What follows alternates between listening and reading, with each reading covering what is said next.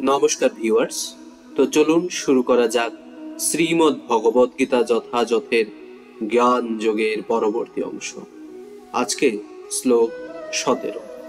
কর্মণুঃ আপি বুদ্ধব্যং বুদ্ধব্যং চ বিকর্মণা অকর্মণশ্চ বুদ্ধব্যং গহনা কর্ম নোগতি।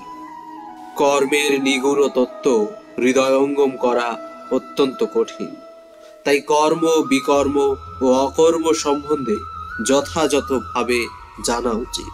তাৎপর্য: কেউ যদি সত্যি জড়জগতের বন্ধন থেকে মুক্ত হতে চায়, তবে তাকে কর্ম অকর্ম ও বিকর্মের পার্থক্য জানতে হবে।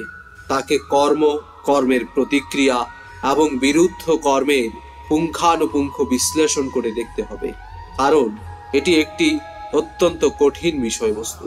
কৃষ্ণ ভাবনা এবং তার পরিপ্রেক্ষিতে সম্পাদিত কর্ম সম্বন্ধে বুঝতে হলে প্রথমেই ভগবানের সঙ্গে নিত্য সম্পর্কের বিষয়ে জানতে হবে, আর সেটি হলো জীবের স্বরূপ, অর্থাৎ কৃষ্ণের নিত্যদাস।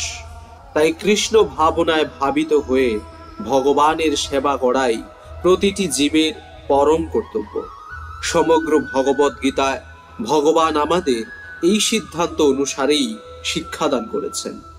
এছাড়া অন্য যে কোনো চিন্তাধারা এবং কর্ম এই সিদ্ধান্তের বিরোধিতা করে তাকে বলা হয় বিকর্ম, অর্থাৎ নিষিদ্ধ কর্ম। এই সমস্ত তত্ত্বজ্ঞান সম্পূর্ণভাবে উপলব্ধি করতে হলে তত্ত্বজ্ঞ কৃষ্ণ ভাবনাময় ভক্তের সঙ্গ করতে হবে, সাধু সঙ্গ করতে হবে এবং তাদের কাছ থেকে গূঢ় রহস্য বা এই জ্ঞানের যথার্থ মর্ম সম্বন্ধে শিক্ষা গ্রহণ করতে হবে। এভাবে জ্ঞান আহরণ সরাসরি ভগবানের কাছ থেকে জ্ঞান আহরণ করার মতোই।